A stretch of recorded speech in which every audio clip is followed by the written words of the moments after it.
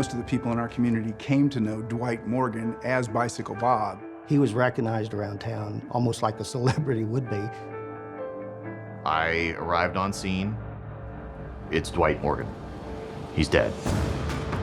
It was a tragedy. There's blood all over him. His left finger had been taken by the killer. Who in the world could do that to Dwight? It would seem like an animal thing to do. You've got a stone killer planning to do this again. Never talked about somebody messing with them. If you want to help, this is your chance. We have to find a murderer within the whole cast of characters in this tragedy.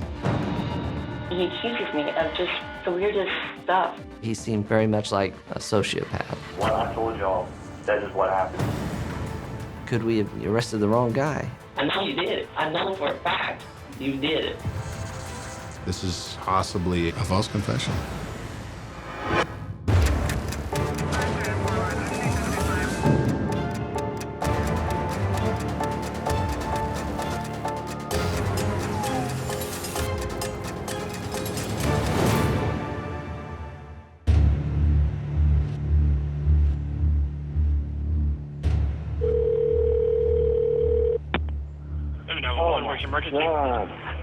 Yes, this man is found a dead body.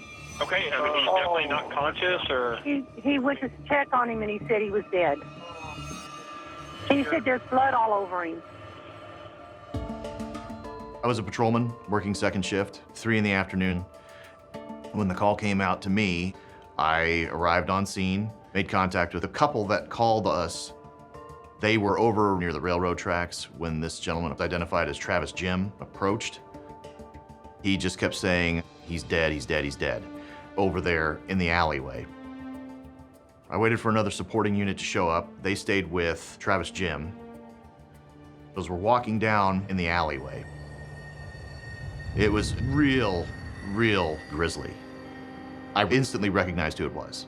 It's Dwight Morgan, and his throat's been slit. He's dead.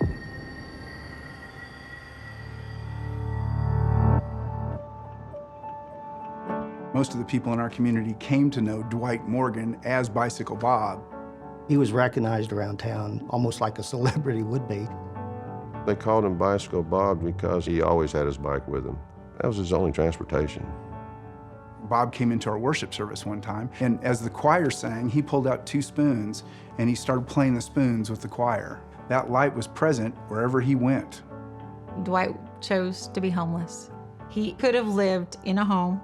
He would go to the bank each month, deposit his check, and friends and all of us, I think, would have helped Dwight figure that out. He didn't want help like that. He wanted his life as it was, but everyone in the community was looking out for Dwight. He was just one of those guys that I'd always kind of gravitated to and checked on, just like a lot of officers do. It was a tragedy that a man who never bothered anybody else go out that way. He was a nice guy. My initial thoughts when I got the call, this is a homeless guy, no witnesses that we knew of. He was in an alley. It happened potentially overnight. How in the world are we gonna find out who did this? When you first arrive on scene, you have to step back, look at the big picture. Many times it can tell a story. The extent of his injuries included stab wounds in excess of, well, there were hundreds. It was evident that multiple items were used as a weapon, and we collected a hammer that was broken with blood on it. His left finger had been cut off, and it appeared to have been taken intentionally by whoever the killer was. It was the most brutal homicide I've ever worked. There's well-documented cases about people that commit murder and collect trophies from the scene, from their victims, and rarely have I heard of them only doing it once. This really had the makings to be something bigger than just one poor victim. If we fail at our job, then somebody can die. You have to move swiftly, and you have to move with conviction and vigor to find out what in the world has happened. Travis Jim was the person that had found Dwight Morgan in the alley, so we brought him back to the station to interview him. Travis Jim was a local homeless man. We had arrested him several times for very low-level type of stuff. They actually collected his clothes and put him in a jumpsuit to preserve any potential evidence. When do you think you met Dwight? Oh, maybe it was a month ago. He's a real cool guy, you know. He showed me where he lived over there. He didn't never talk about somebody messing with him. I had a good rapport initially with Travis Jim. He wasn't a suspect at that point, but we thought we could get additional information and put together a timeline of when this murder actually occurred. Tell me about last night. What's the deal with? Oh, I was drinking with some friends. Got some Keystones. And then I went to, those buildings that they found Dwight at? Yeah. I walked in between them because I was going to see if he was there. And okay. So he wasn't there. And I went over to Walgreens. I was so drunk, I got arrested. What was that for? Public intoxication. Okay. One of our officers actually arrested him at about 11:30, the night before Dwight was found for public intox. At the time, we thought that was probably the night of the murder. He stayed all night in our jail cell and was released the following morning. I woke up this morning, I thought, maybe I go see Dwight, see what he's up to. And I got over there. It was real bloody, and I ran. No, here I am. Here I am. I mean, I had nothing to do with that. He's admitting that he went to the crime scene the night before. It doesn't seem like that was a coincidence, so I wanted to make sure he wasn't involved. Using the polygraph. Oftentimes in these cases, some of the things we use to eliminate people is a polygraph. Would you be willing to do that? Yes, I'm trying to get out of here as quick as possible. We'll get started. All right, fair enough. I passed Travis off to the polygraph examiner, and his demeanor did change. He was more nervous in nature. Is he scared what the test is going to show? Before 2009, did you ever hurt anyone as a means of getting even with them? No. Did you cause those injuries to Dwight? No.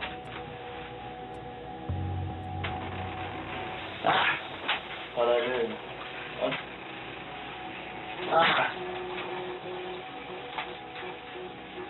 You did just about what you thought you would do, Travis. That was not good. The results were awful. It was not a good test for him, and it showed deception. What happened? There's something I can never see myself doing. I'm scared because I blacked out this guy. Because of the alcohol and blacking out, his story evolved, and then he told us what he thought he remembered. I'll tell you the truth right now. It's just I thought it was just my mind playing tricks on me.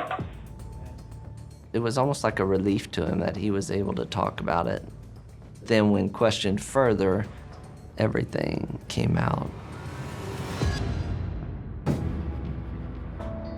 Here's what we're gonna do, okay? I'm just gonna sit in here with you, okay?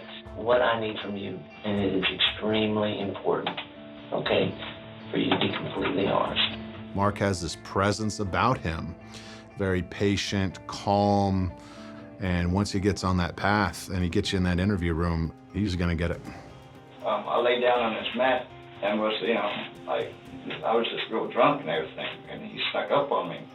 The knife was right there, and it's real dark, so I just started, sponging the knife. Is there any doubt in your mind that you are the person responsible for why we're here today, the death of Dwight Morgan? I'm the one who did it. You stabbed him. I stabbed him. It was a shock to hear, because again, we had dealt with him in a violent capacity. Okay. Go ahead and stand up, take that one for me. Get your sponge back to me. Edmond investigators are trying to determine how a homeless man died. Dwight Morgan, better known around the area as Bicycle Bob, was murdered. The news of Dwight's death spread quickly, especially among downtown merchants. When I heard the news about Dwight, I was devastated. I kept thinking how scared he must have been, and how he just never hurt anyone. He just wanted good. Yeah, I miss Dwight. He was a good man. He didn't deserve what he got. When we lost Bob, really a light went out in our community. We had his funeral here at the church, and over 300 people showed up there. Dwight Morgan's pallbearers were uniformed police officers, and I was one of them. As fate would have it, this was the first case for me as a detective, and we have a job to do.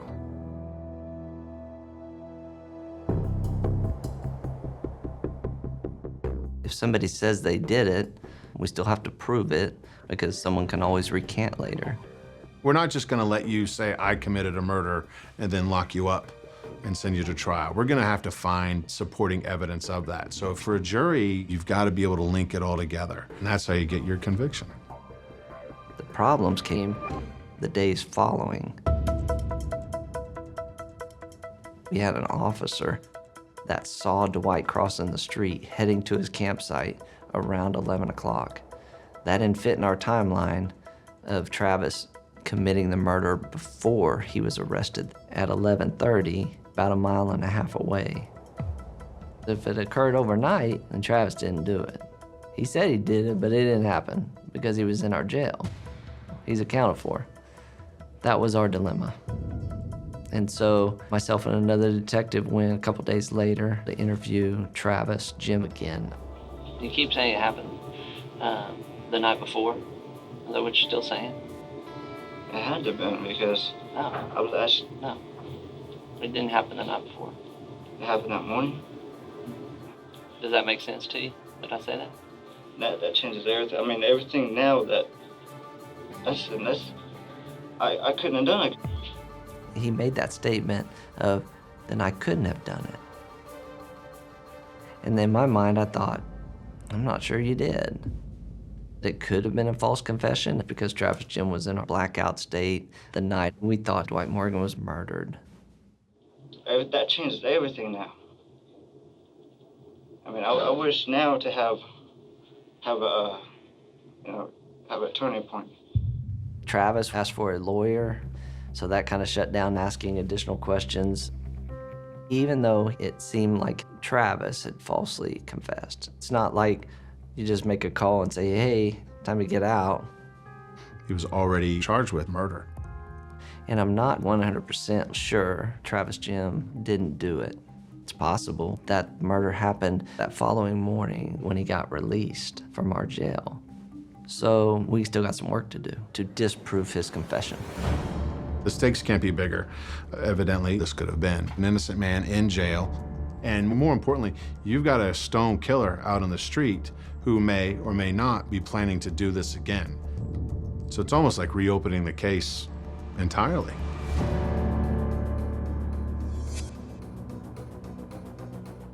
About 3 weeks following finding Dwight in the alley, I received a phone call first thing in the morning from a patrol officer saying there's a guy at the station that says he knows information about who killed Dwight Morgan. And that's when I was introduced to Sean Parker. Sean was very nervous, anxious, and I wondered why that was. Man, tell me why you're here, man. Because I can't see an innocent man. You go to jail for something you didn't do. I just thought it'd be good, you know? What am I getting ready to hear? And what he told me was so far out there, it was hard for me to even wrap my head around. The man who killed bicycle Bob. Okay, well, tell me about it. His name's Connor Mason. He's my wife's friend. I've only known him for a couple weeks. I mean, I've been telling her from the beginning that he really likes you. There's something more than just a friendship or a connection there. He really likes you. Sean Parker was married to Heather Parker at the time, but we learned Heather had a relationship with Connor Mason in high school, and that continued. It was a Sunday morning. He showed up. He was kind of quiet. And I hear like this bag rattling. So I kind of look over and I see this glove that's just full of blood. And then he hands something to my wife and she starts getting like all excited. And I'm like, what is that? She's like, it's a finger, hon. I'm like, a finger? She's like, yeah, it's a finger. I was like, is that a real finger or a fake finger? Connor goes, well, it all depends. Are you going to call the cops or not? I was ripping. I didn't know what to do. Sean told us how on that same Sunday, When we started investigating Dwight's death, Connor presents this finger to his high school sweetheart, Heather. It says, "This gift is for you." Murdering someone and severing part of their body to present as a quote-unquote love offering, it was just absolutely mind-blowingly sick. What happened to the finger? He threw it away.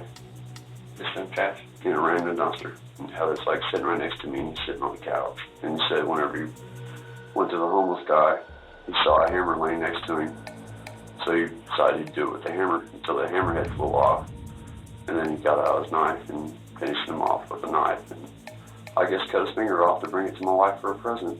Some of the information seemed very consistent with what we knew. Details of the murder that weren't released to the public.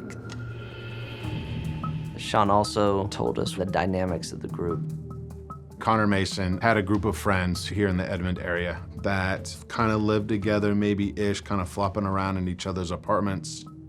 They're 19, 20-year-old kids. Sean was, I think, 10 years plus older than that whole group.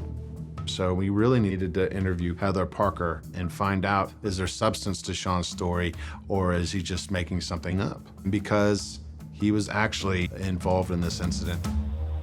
Did you hear about the homeless guy? Bicycle Bob? Yeah. Sean told me.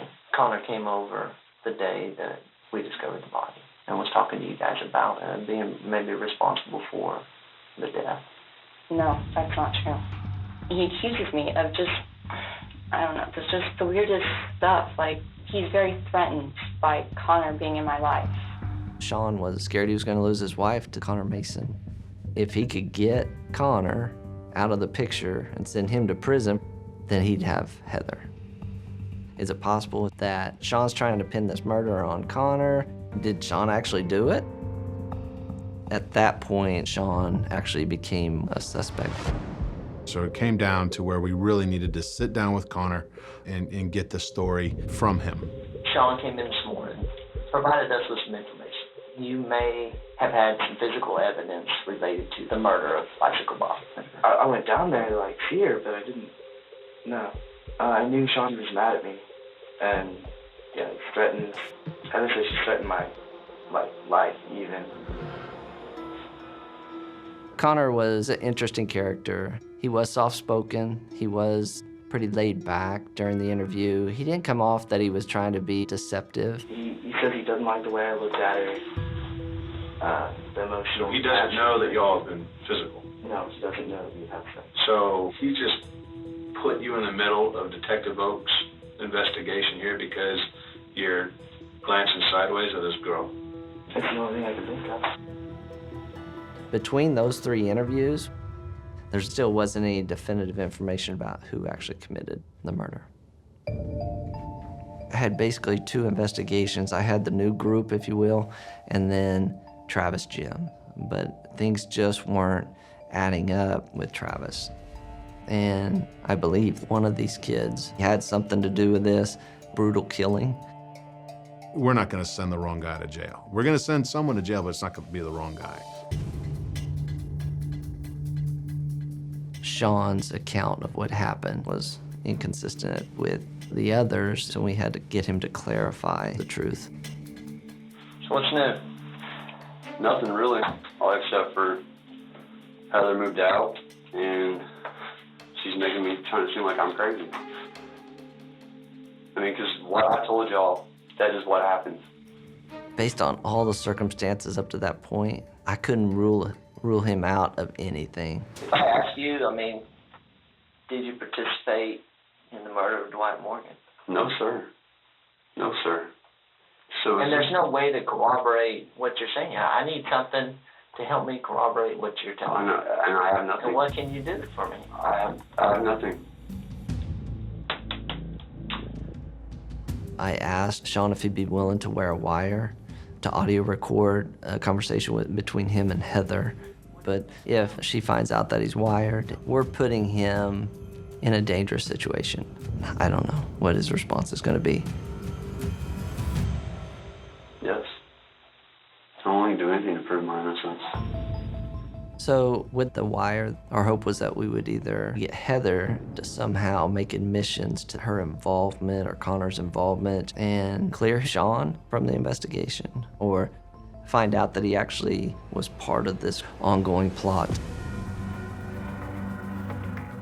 The interview was set up to take place at a storage facility. I mean, the hardest thing I'm trying to figure out is how to get inside her head.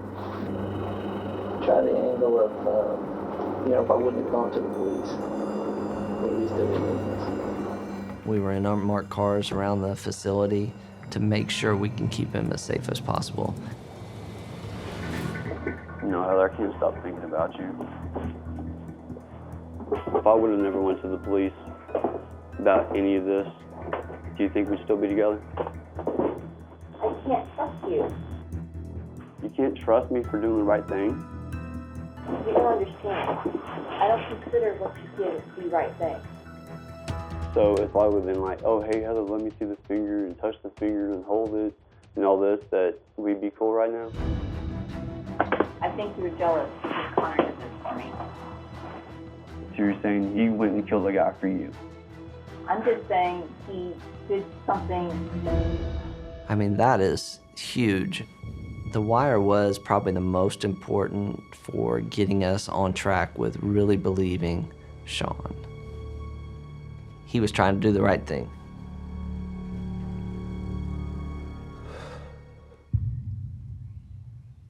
Connor thought he had the perfect murder until he met me. I could tell that he liked my wife, and that's why he went ahead and tried to really entice her. But how could you be so insane to fall for someone who would murder for you? From the second he handed her the finger, I knew she was gone. It just blew my mind.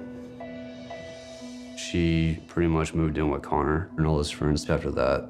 Of course, there was a feeling that she had betrayed me, but while wearing a wire, I felt like I was a terrible husband.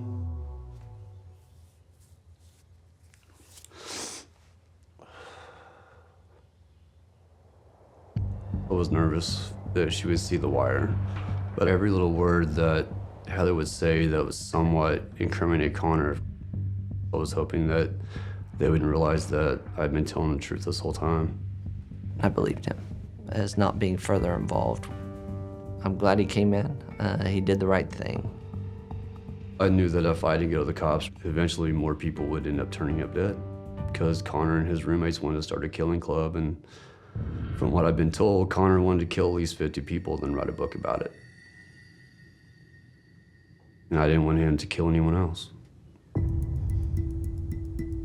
We didn't have a lot of physical evidence, so we needed statements from the people within the group in order to make an arrest.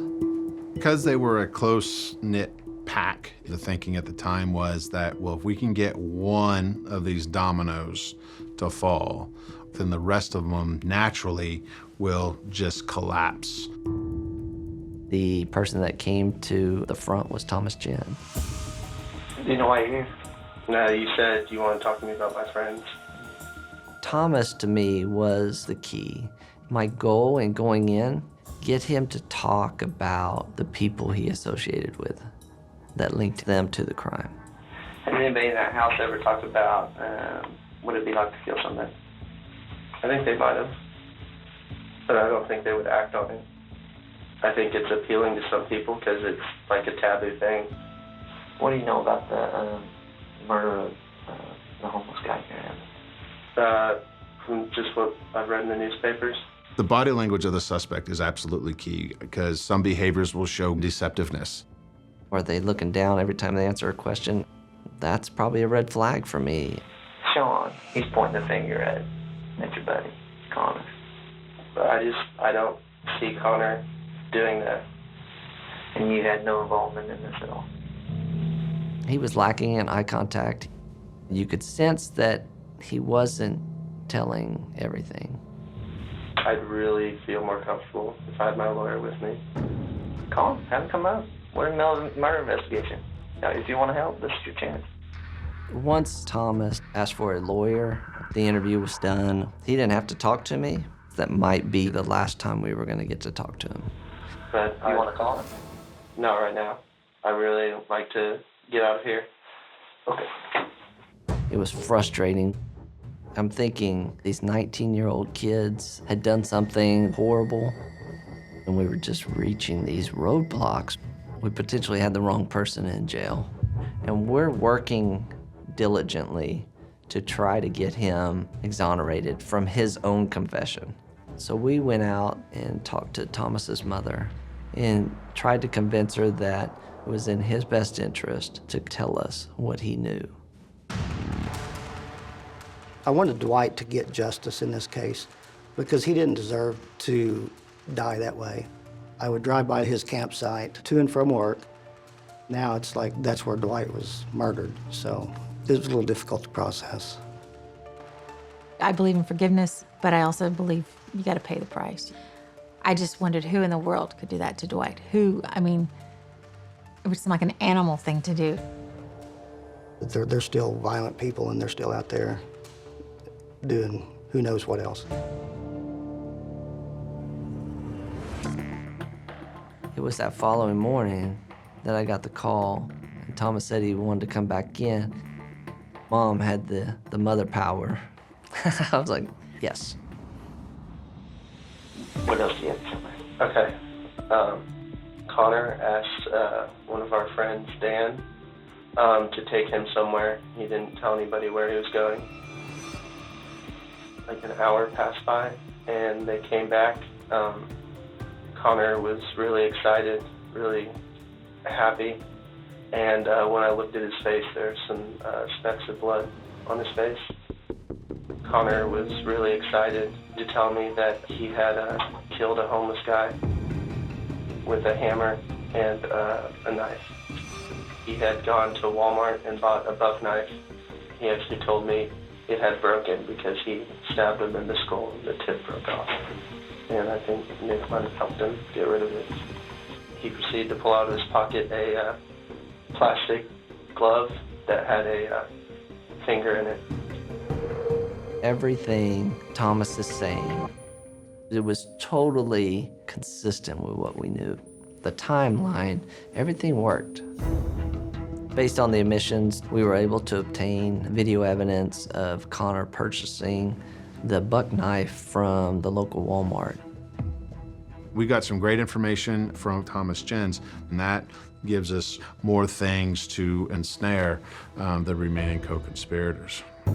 According to Thomas Jen, Daniel North drove Connor Mason to the scene. There was an apartment, and he used to live there, and he said that he had to get some clothes or some stuff, and I was like, okay, I'll do a favor. Connor had lived in an apartment about a block and a half away from Dwight's campsite. I just waited in the car. How long was he gone? Any idea? He was gone for quite a while. Shouldn't have taken him that long. Did you see him go in the apartment? Mm-mm. Yeah, I don't think you're telling me everything. You don't look like the guy that wants to take a fall for some friends. He had a plastic mask, which I didn't think he would need for getting stuff out of the apartment. He got back in the car. He had the mask on. Daniel drove them back to their apartment, and then Connor proceeds to tell everybody in this heightened sense of euphoria he just killed Dwight Morgan. There was no doubt in my mind that we had the right person. It was an amazing feeling for me.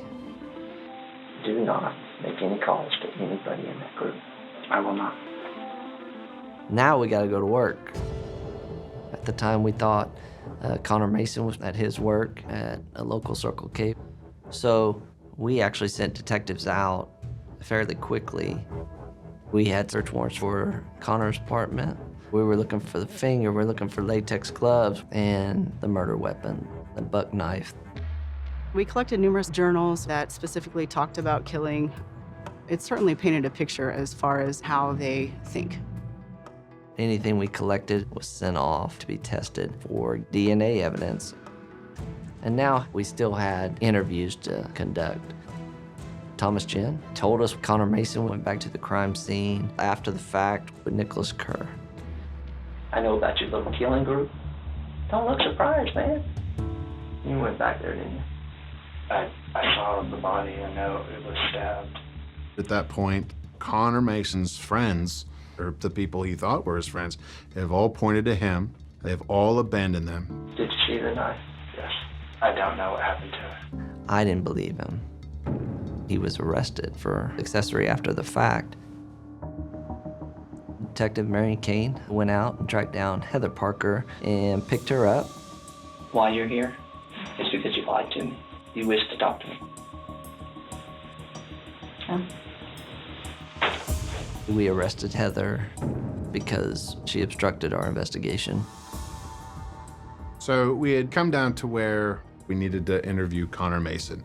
We had established probable cause with the statements from within the group, and we felt comfortable making an arrest. But just because you make an arrest, and we've seen so many times, that does not necessarily correlate itself to a conviction. Because our physical evidence was not strong. We never recovered any blood evidence from Connor's apartment, and we had no idea where the knife was. We needed a confession. Okay, I'm apparently not under arrest? No? Okay. We're talking about the murder of Dwight Morgan. Yeah. I assumed. If I murdered Dwight Morgan, I could tell you, but I didn't. I think you did. When I looked at him and how he answered stuff, it was almost like a cat and mouse game. I'm sorry. I've told you all I can tell you. That's an interesting statement. You've told me all you can tell me. That implies that you're not telling me everything. No. Yeah. I told you all I'm going to tell you. That would be implying I know something else. Both of them do. Can means possible. Yeah. Semantics. You know what I know? The fact of the matter is, you did it. He thought he was smarter than us and he wasn't gonna tell us anything. It was extremely frustrating. Detective, I'm gonna say this one more time. I did not do it. I know you did it, Connor. I know for a fact you did it. I just want to know I gave you every opportunity to tell me why it happened. Because that makes a difference. I think I should be taken home. I don't think it's gonna happen. Are you putting me under arrest? Yeah. You're gonna be under arrest for murder. I know, man. All right. He seemed very much like a sociopath, and I think it would have been very easy for him to kill again. It was unusual for me not to be able to get along with somebody, and we needed a confession to wrap this case up. That's good, man. So later that night, I went down to his jail cell. And I was like, you have something to say. And he agreed to let me talk to him. Sorry. Oh, excellent. Thank you. Detective Kane was either going to go in and make friends or he was going to irritate him and it'd be over. And that was probably the last time we were going to get to talk to him.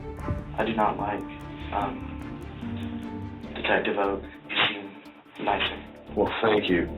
That told me exactly the route I needed to take. Not be Mark Oak.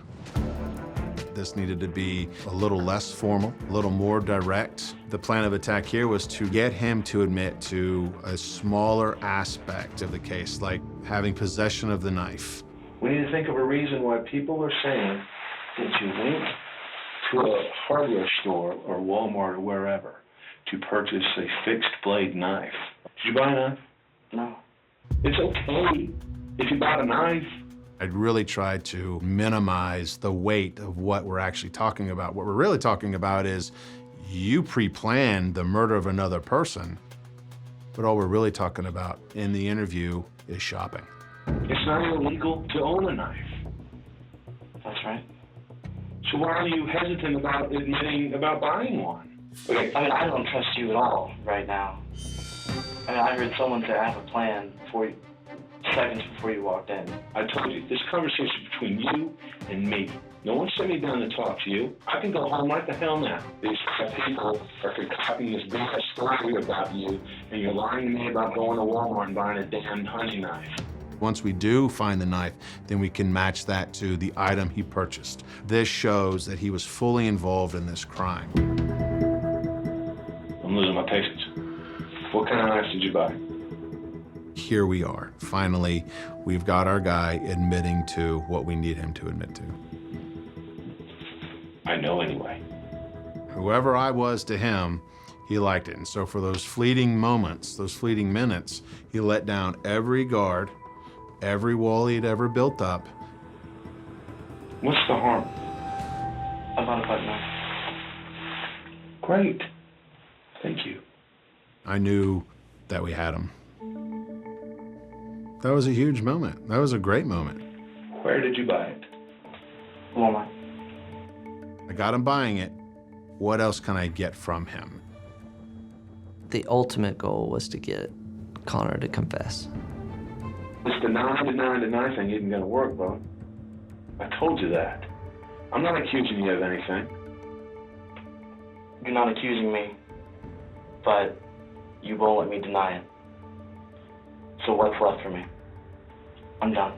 With what? This conversation. I just don't think Connor was ever going to admit to killing Dwight Morgan, regardless of who he was talking to. But his admitting to buying this knife, coupled together with everything else that we had at that time, showed we had the right people in custody for this. So on December 15th, all charges against Travis Jim were dropped. I'm glad we were able to get him justice. Over a month after the crime, police have arrested 3 more suspects. 19-year-old Connor Mason with first-degree murder, and both Nicholas Kerr and Heather Holden for their involvement after the murder took place. About 8 days after Heather Parker's arrest, Heather wanted to be interviewed again. Tell me about that morning. I was excited. Like, he did it for me. I guess he thought it would make me happy. We didn't value life. We were disgusted with humans and living, and a lot of our focus was on just death and what comes after. They just had a dark mindset. When you hear things like that, those are things that stick with you forever. These kids' lack of care. And he told me how he cut the finger. How did you do that? While he was still alive. He was still alive when he cut the finger off? Mm-hmm. Connor's exact words were, "It was amazing." Pure evil is what this is. There's no other word for it, in my opinion. If we wouldn't have found him, I truly believe he would have done it again. Heather Parker finally gave us all the information we needed for a conviction. She pleaded guilty to obstruction charge. She received time served. Every day, every second, I wish that she would have turned around and done the right thing. But I was gonna do the right thing with or without Heather. I'd do it again, in a heartbeat.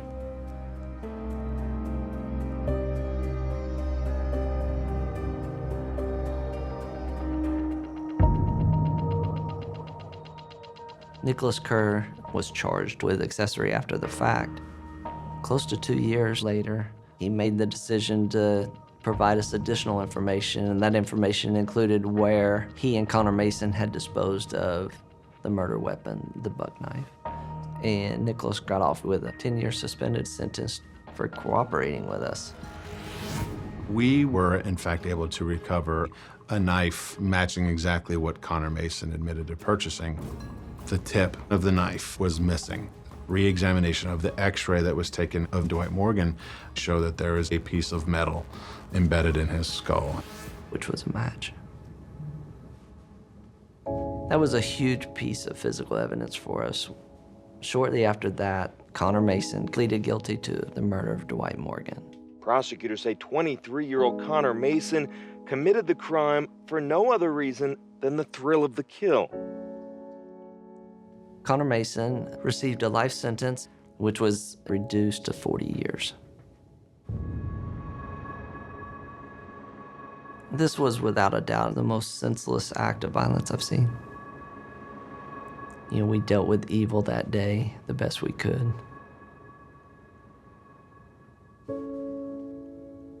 I'm glad the detectives stayed with it and worked it as hard as they did.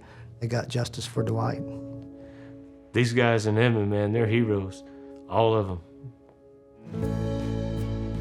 I played my role, and that helped answer for someone that had their life stolen. So absolutely, I'm proud of this. Absolutely.